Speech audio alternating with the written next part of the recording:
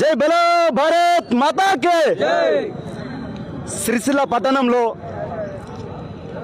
Sircilla municipality కుంటుపట్టింది. వాస్తవానికి గత 2 నెలల నుండి ప్రధానమైనటువంటి నీటి సమస్య, నీటి ఎద్దడిని సిరిసిల్ల ప్రజలు అత్యంత దయనీయ పరిస్థితుల్లో ఎదుర్కొంటారు. అంతేకాదు, ప్రధానంగా 2 ప్రధానమైనటువంటి మురికి కాలువలు ఉన్నవి. వాటిలో పూడికతీత ఇప్పటి వరకు జరగలేదు. సంవత్సరంలో 2 సార్లు జరగాల్సింది, సంవత్సరంలో ఒక్కసారి కూడా జరగలేదు. అంతేకాదు, ప్రతి డ్రైనేజ్లో దాంట్లో ఉన్నటువంటి పుడికని తీస్తుర్రు, అక్కడే కుప్పల్లాగా పెడుతుర్రు. 15-20 రోజులైనా కానీ ట్రాక్టర్ రావడం లేదు, ఎత్తడం లేదు. రోడ్ల శుభ్రత లేదు, వీధి దీపాల వెలుగు లేదు.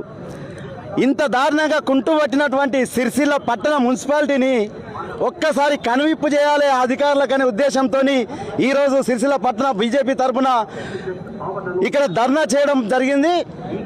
అంతేకాదు, కమిషనర్ గారు ఇప్పుడే వచ్చి హామీ ఇవ్వడం జరిగింది, 2 రోజులలో నీటి సమస్య తీర్చుతామని. అలాంటి నీటి సమస్య 2 రోజుల్లో తీర్చకపోతే ఇంకా తీవ్ర పరిణామాలు ఉంటాయని హెచ్చరించడం జరిగింది. అంతేకాదు, వీధి దీపాలు మాత్రం ప్రతి వీధిలో ఈ రోజు రాత్రి నుండే వెలగాలని చెప్పడం జరిగింది.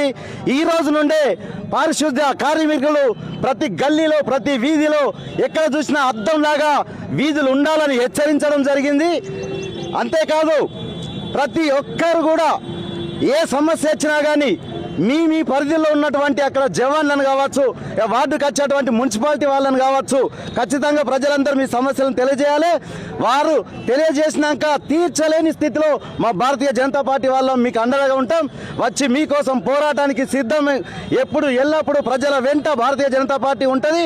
అంతేకాదు, ప్రతిరోజు ఇప్పటికీ ఇంటింటికి ఒక 10 సార్ల టాక్స్ వసూలుకు తిరిగినటువంటి ఈ అధికారులు ప్రజల సమస్యలు మాత్రం పట్టించుకునే పాపాన లేడు. అందుకే ఈరోజు మేము రోడ్డు ఎక్కాల్సిన పరిస్థితి వచ్చింది.